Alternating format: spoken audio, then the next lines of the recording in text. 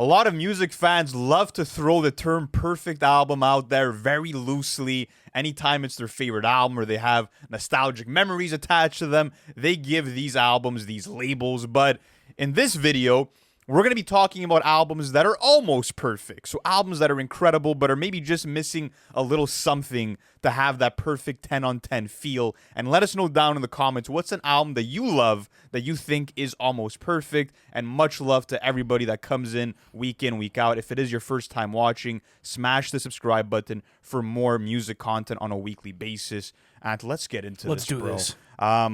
I'm going to be honest with my list. I love all of these albums. I think they're all phenomenal. Well, they have to, right? It almost has to be on the brink of perfect. So there has to be something that kind of sets it off, or if there's a track or two that kind of throws off the track list.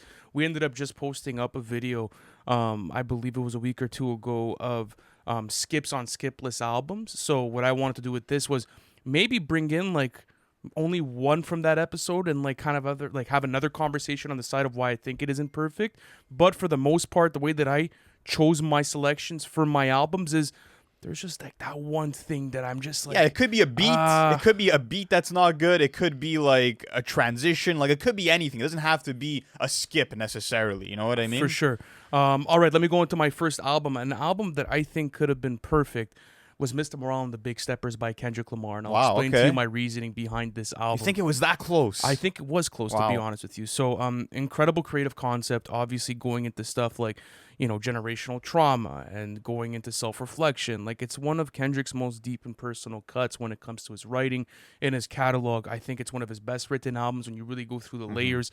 I think that there's a lot going for it, right? I also think that when you go into, let's say, the production, you're getting such a diverse palette of sounds, whether it's like the soul samples or the jazzy soundscapes, the Uncle Al beats. Like, to me, the production was incredible and it was one of the best produced albums of 2022, any genre. With that being said, I think there's a couple of things that weighed this track list down. One of them, tracklist choices. I think it's a bit bloated. Oh, yeah.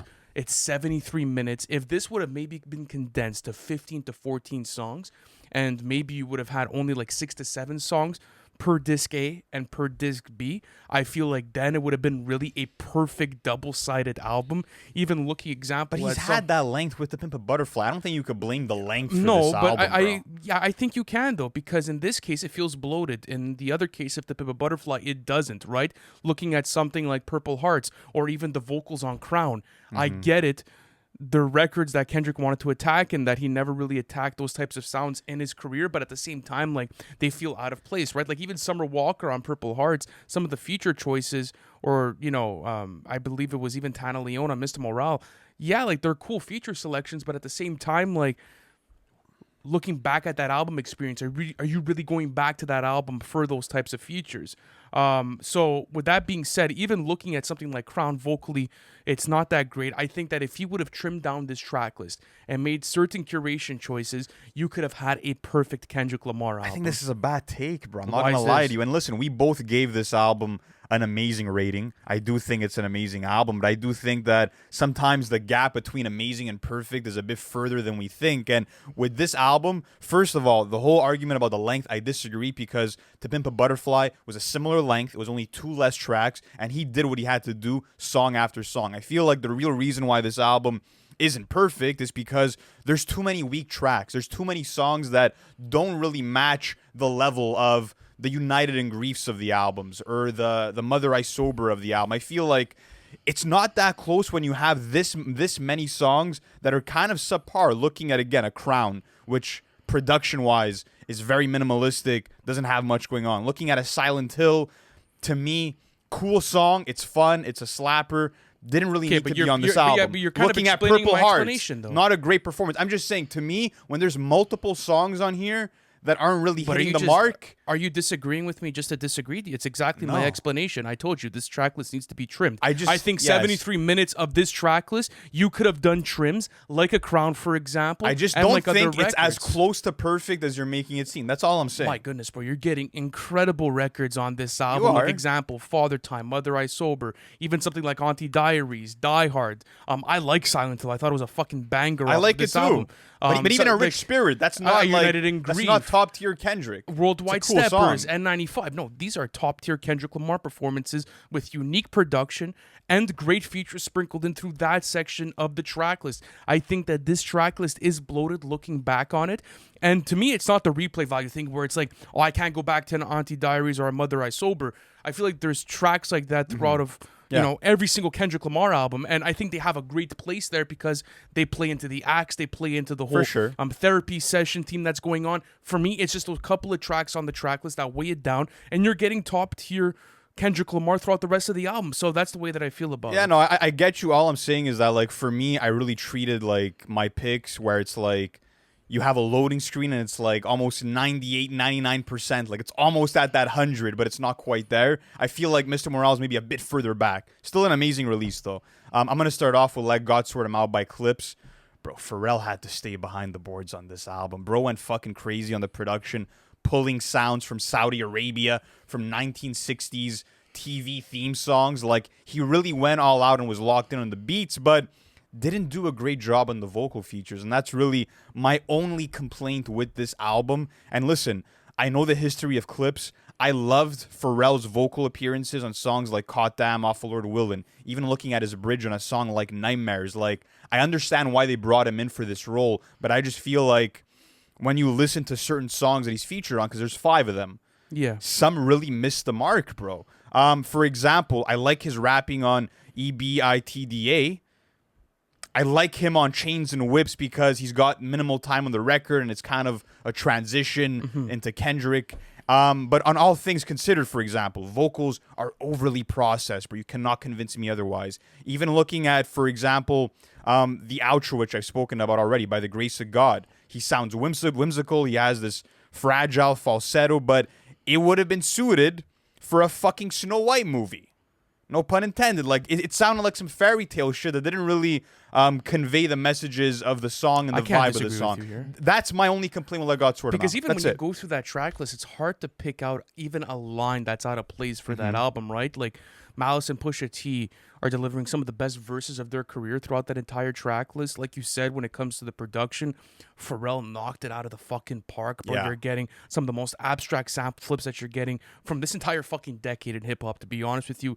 It was a cultural moment in time. It had that sort of, like, power, like, cultural power to it as well, where the conversations were starting, where people were having debates over the album. It really felt like that album this year, and that plays into, like, also the lore of the album for me. But like you said, that one technical component. Maybe if Pharrell only had like one of those vocal performances, that's when you could sort of say, well, it's so fucking minimal. Like, what am I going to say? But I get what you're saying. A couple. It definitely separates it. But and those songs are still salvageable. So again, it's such a minimal thing. But I just feel like he should have been cut out of some of these songs. But yeah, what do you have next? Next, Dawn FM by The Weeknd. I got Dawn FM by The Weeknd on my list too. Let's have this conversation because when thinking about certain albums that fit the bill for Almost Perfect, I really feel as if this is a track list that could stack up next to an After Hours, that could stack up next to a Hurry Up Tomorrow, but it just doesn't for a couple of different reasons. So going over the concept and the cohesion, I think that was greatly executed upon. You have Jim Carrey, he's taking you through like this sort of ghost radio station into like the afterlife. So cinematic. It's super cinematic. Even just and it's wonderful. The narrative of The Weeknd, like being in this purgatory state and looking back on his life in that rearview mirror, like it was just so perfectly executed. And they also really committed to like that futuristic retro sort of like 80s synth new pop, wave sound. Yeah, synth pop production. And you know, you hear the Quincy Jones and Max Martin and even Swedish House Mafia production throughout the album. Like, to me, the production was near flawless, bro. Like, I can't really pick out a beat that I don't fuck with, but there's certain songs that fall short and that create fluff within this album and records. It's a couple. It's not much. Okay, I'll explain. You have a lot? I have like 3 tracks on about. Tell me about. I Heard You're Married. Obviously, the Wayne feature. I felt like that was completely out of place for the track list, especially considering that like Dawn FM is such a concise track list and the way that like it executes its theme. I just felt like it was a weird break in the middle of the album. And like, I know that there's certain writing pieces and lines from The Weeknd in that song that do follow thematically, but like, you can't tell me that that's a good break within the album. I want to say this. Going back and listening to that Wayne feature again, I'm like, this is not as bad as I remember it being, but it feels so out of place. That's what I'm saying. It feels so extra. it felt like it was just there to be there. Yes, You know, yes. even something like Starry Eyes, for example. I like the record, but again, like it's a cool idea. It just feels a bit incomplete as a record as itself, and I just wish that the Weeknd went more in depth on the writing on this one, and that the production could have been a bit more layered. For example, I felt like that was maybe even a little weak portion of that track list. A song for me that I want to talk about is Best Friends. I feel like it adds to the narrative. It showcases that there's like a turning point in this relationship, but sonically, one of the least impressive Weeknd songs of this decade. And I also feel like it's one of the least daring songs from the Weeknd. It just felt like phone in, easy, doesn't stack up to the fucking Take My Breaths or the Out of Times on the record.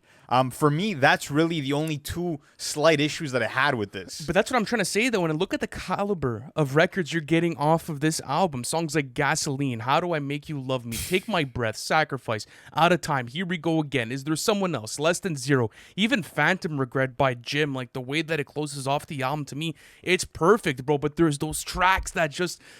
I'm not there, you know? And I want to ask you about, speaking about like Jim's solo track and all the skits. That's another complaint that I've seen people have. I don't really have it, but that there's too many skits on this album. For a shorter album, there's quite a few skits. Does that bother you going through the album? No, honestly, it kind of made the experience for me. Going back to 2022, I had such a fun time listening to this album. And to be honest with you, like you could argue that this is the Weeknd's like most creative concept album out of anything that he's released in his catalog. He took a lot of risks here by having those features, by having the radio bleed into the album.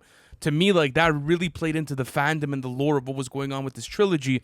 But I don't think that's the problem. It was just a couple of random curation selections that kind of made this album fall from like perfect to amazing. You know, that's the way that I kind of feel about it. Yeah, no, I'm with you on that. Next up for me, this is going to be the first time I speak on this album on the podcast. This is Rumors by Fleetwood Mac.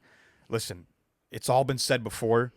All I can say is this album fucks hard, bro. That's all I can say about this album, bro. It is what it is. Going back to it, it was funny because when I was a kid, I always knew about songs like Go Your Own Way and Dreams, but I never really went that fully deep with the album experience. And recently, I've been doing it, and it's incredible, bro. Just the perfect combination of folk music and soft rock, and the fact that you had 3 different vocalists. Just like the different sounds and the different like timbre of vocals that you find from Lindsay to Christine to Stevie Nicks, it's phenomenal, bro. The vocal layering on that album too is fucking magical, bro. It is, bro. Some of the best riffs in rock history to me. So this was interesting because I'm kind of cheating here, all right? Why because are you cheating? This is one of the greatest albums I've ever laid ears on. I think that it is perfect, but this is an album that could have been a 12 on 10. That's kind of how I'm looking at it, okay? Why is this? There's one slight issue with the album, and it's not really an issue. It's just something that could have been much better. Sure. So the second last song on the album is Oh Daddy, which I think they should have replaced with Silver Springs, which is a song that was later added on like reissues of the album, like deluxe versions. So Oh Daddy, that's the one on DSPs, right? Yeah, well, they have some of the reissues on DSPs. Yes. But on the original version, even on DSPs, it's Oh Daddy that's on it. And the song isn't a skip or anything. It's led by Christine. I just feel like it's not on the elite level of the other songs. I feel like the chorus is a bit weaker. I feel like the songwriting is a bit perplexing. It's a bit confusing. It's a song that is good, but it's not the chain level. No, it's not the chain You know what I for mean? sure. So with Silver Springs, on the other hand, you have this epic breakup anthem that's led by Stevie Nicks. The vocals are soaring in the best way. The way that she screams towards the climax of the record towards the end is incredible. If you guys have seen the 1997 live version, it's very special. So to me, that's all it is. It could have been a 12 on 10 if Silver Springs replaced Oh Daddy. There we go. That's all I have. All right, let me go on to my next one. An album that I think could have been perfect is Relapse by Eminem. Wow, interesting. Okay. So this is an album that I've given so much praise to on the podcast, and I feel like, remember when we did that discography ranking for Relapse, and people were like, oh, well, you guys have it too high, but now, like, looking back on it, everyone's like, yo, Relapse just might be like a top 3 album in the catalog if you really look at it, right? Because this might be your hottest take of the episode. I'm not even mad at it. I'm just saying this is an interesting choice. This might be a perfect album. I'll explain to you why. First of all, expectations were sky high when this album was released. Eminem took a mega hiatus off of music. He was getting himself clean, and the recordings that you're hearing within Relapse are somewhat him still being in like that 2007 drugged out phase, and him hitting sobriety and, you know, kind of going in a different direction with it. You have like this crazy concept of, you know, the Slim Shady alter ego hitting his lowest lows and kind of becoming this crazy serial killer, someone that terrorizes society, all of the deep cuts and just some of the best like intricate writing that I've ever found from Eminem in his catalog. Example, songs like Underground or Stay Wide Awake. These records are fucking jarring, bro, and the rhyme schemes, the flows are nasty. And one thing that I do think that plays into the album is the accent, right? Because it's used as this sort of like, well, this is the alter ego's voice, and now you're listening to him speak while he's rapping throughout the record. It's a way to differentiate it to a certain extent. In my opinion, though, there's certain songs where I feel like it just gets a bit too much. I still enjoy some of these songs, but at the same time, it's like if the accent wasn't used on some of these verses, we would have been all good. For we're going to start knocking the accents on the album. No, I'm not going to say that. I'm just saying, like, I just feel like, it's so perfect for the album in the sense of, like, he's supposed to be this unstable, wacky serial killer, bro, that is totally, like, totally on the move and totally out of his mind. Like, no, I completely agree with you, and I really like it, right? I like it on songs like Must Be the Ganja. I like it on Medicine Ball. There's great songs with that accent. Some of my favorite Eminem songs of all time. I just think, like, when you look at records like We Made You or a Bagpipes from Baghdad, another record that I love the accent on Bagpipes. Just for me, like, it's I listen to that beat and I listen to that chorus, and I'm like, yo, I just wish Eminem like didn't use this voice for these records. I just wish like he would have kept it off just for these records because it was a bit too much. It kind of distracts me from what's going on lyrically, and I feel like if he would have attacked it with that vicious like mid 2000s like Eminem type of flow and cadence, bro, these would have been even better songs on it. So that's what's kind of separating it. Even when I look at some of the records that could have been left off this album, as much as I love it, it still is 20 songs, including the refill stuff. It's insane. One of those records. I think it plays into the album narrative, but it's just too much, bro. It's too honestly, like I can't be listening to that. Like this is something that I wouldn't play for my kids. Like it's I know it's pushing the boundaries of what Eminem think he could do on an album, but at the same time, as a listener, bro, I'm left fucking feeling super weird, and it's like I don't want to be hearing this shit, bro. Like, and I guess that's the point of the record, right? Is to make you feel like that. To be super jarring, but at the same time, like. That does sacrifice a bit of replay value. Okay. You could have gone without an Insane, even though it's kind of like this sort of notorious, iconic song for the track list. Something like We Made You. I've always said how I really like this song. I think it's fun, it's playful, but at the same time, like, does it really fit the theme of the album of being like this dark, horrorcore, sort of like in-your-face slasher sort of not as much. Narrative? Not as much, right? I think maybe they could have gone for a different single for it, but yet again, it's still iconic and I still do enjoy it. But with that being said, some people complain about the skits because this is a skit-heavy album as well. But at the same time, like Dawn FM, I fuck with the skits and I think it adds into the narrative of the album. So the reason why I think it's almost perfect, a couple of curation choices when using the voice itself, and I would say songs like Insane and even like the hot single when it comes to We Made You, I'm not sure if they fit the track list all that much, but that's why. Yeah, I mean, listen, I agree for the most part. I think that it is closer to perfect than people would like to admit, but there's certain things like We Made You that doesn't really belong, the hook being weak, and a couple songs, I mean, it could have been left off. But next up for me, I'm going into What a Time to Be Alive by Drake and Future. And I was re-listening to this for the 10-year anniversary. And I was in the car and I was thinking to myself, fuck, man.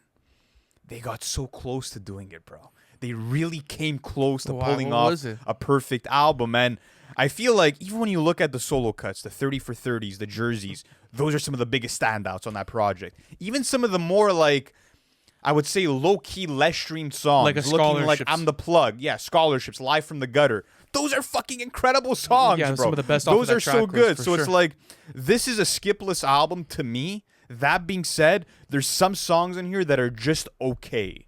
And that's kind of what stops the album from being Diamonds perfect. Dancing for you, probably? No. Okay. There's some middle-of-the-road songs like Plastic Bag, which I think is cool. I like the slow melodic approach from Drake. I like the ambient spacey beat, but Future doesn't really fit in that well, and it's just not as entertaining as a song. It could kind of be dragged out as a track, and also same thing with Change Locations. Oh, I like that Drake I fuck verse, with bro. it, but That's a Future, sick song, bro. Future rapping about 60 naked bitches, I'm invested. But then it just gets so repetitive because they both have their own chorus on the song, and they're just both repeating that chorus over and over, and it's just like, bro, this gets stale so quickly. So for me, that's all I have to say about What a Time to Be Alive. 2 songs that are middle of the road that didn't need It's true to be though. on You the can't album. really say "What a Time to Be Alive" is a technically like perfect track list. No. You're right though.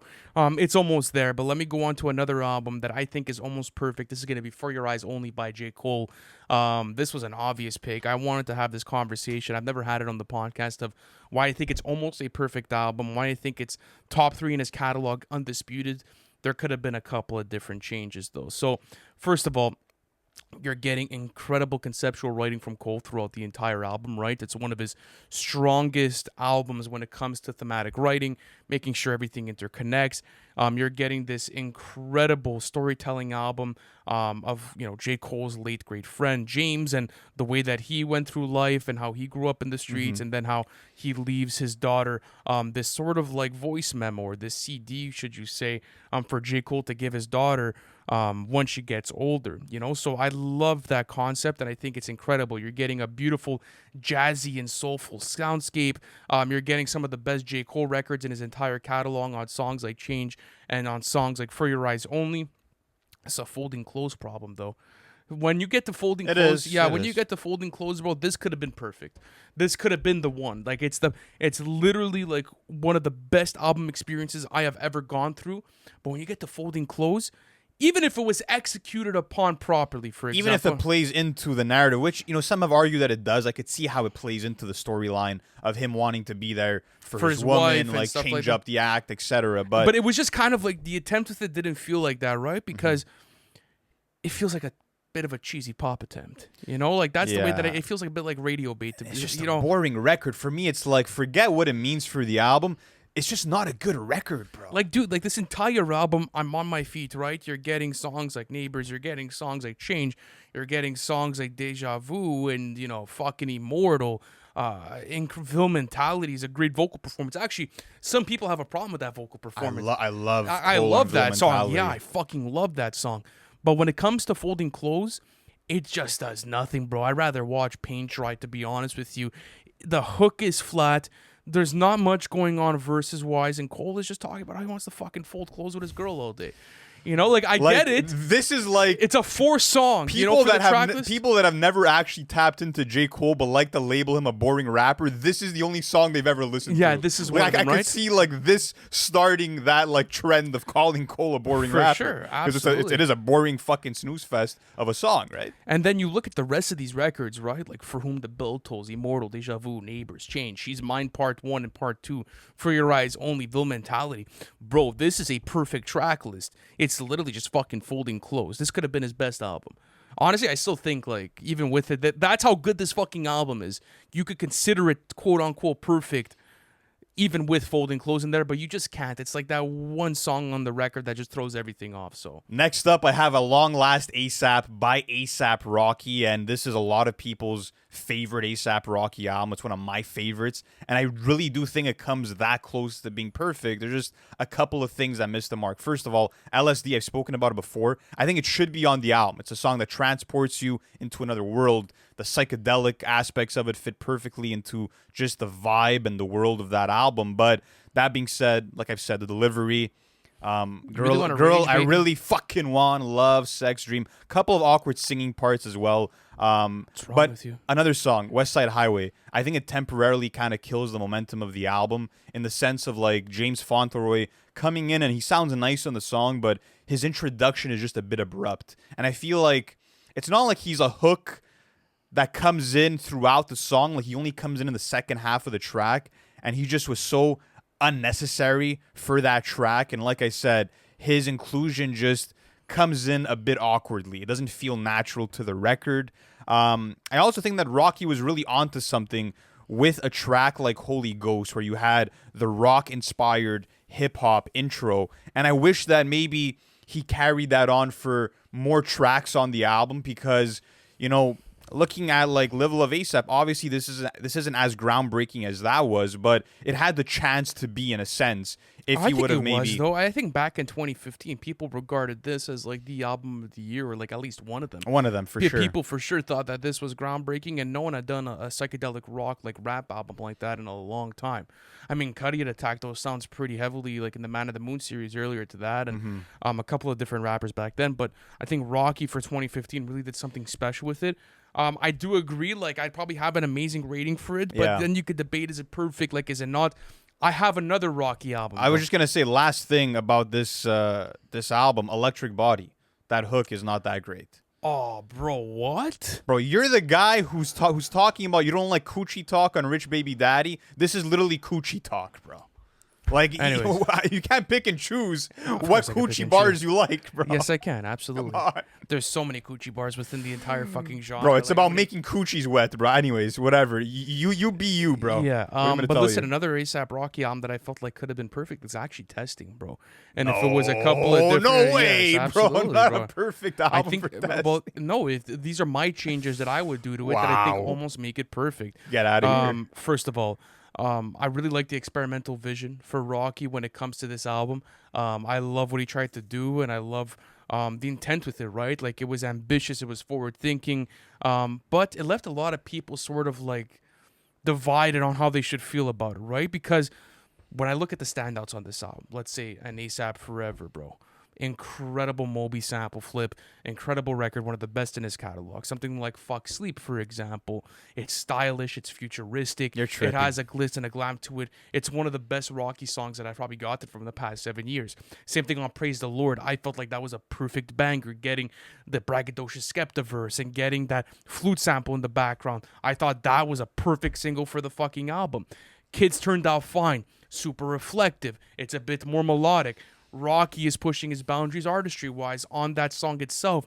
I think where this album falls short and what stops it from making it a perfect album, or what I think could have been a perfect album, is really the middle of the pack of this album, right? There's this sort of pacing issue once you get past the first 4 to 5 songs. I also think that when you look at some of the attempts, let's say, on the album to be a bit more experimental or forward thinking, yes, they're cool. For example, on like, let's say, what song did I have here? On like a Brother Man or 100, for example, or OG Beeper, you hear that he's trying, let's say, to be a bit more experimental with the sound, but at the same time, it comes at the cost of execution, right? Subpar songs, even Call Drops, including that, bro.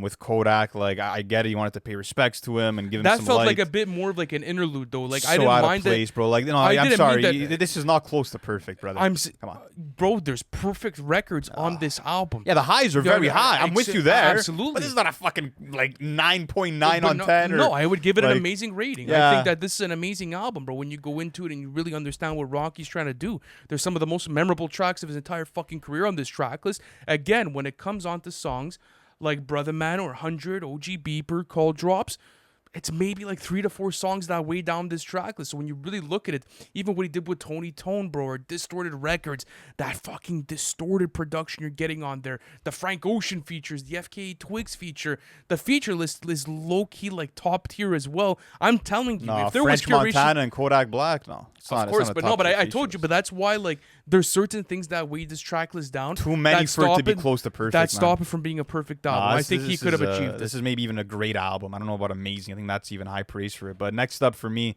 won't spend too much time on this, but this is Thriller by Michael Jackson. And The Girl Is Mine with Paul McCartney just always felt kind of like a marketing stunt. Like, obviously, 2 of the biggest names in music at that time. And it didn't feel like just a creative idea that was sparked. And it's a very slow song. It feels a bit out of place on the album for me. And it's not a bad song by any means. I like the dreaminess of the flute and the bass guitar coming together. But the setup always kind of just sounded forced to me, of them like kind of fighting over the same girl. I also don't enjoy them talking at the end. What, pop bait? Feels like a bit of pop bait? Yeah, it feels like pop bait to me. I just don't like them talking at the end. That removes me from the record. And it's like the whole time I'm listening to it, I'm like, let me just get to Thriller, the fucking title track, which is next on the album. Like, let me just move on from this. Not a song that I enjoy, and it kind of slightly takes away from one of the best pop albums ever. What do you got next? Next, last album for me, and this is going to be a rap album, and I wanted to take the time to have this conversation with you. Melt My Eyes, See Your Future. This is an album that is practically skipless if you don't go through a couple of different songs. Yep. But forget it. Even if you guys like, for example, how do we pronounce it last time? Zaytoki?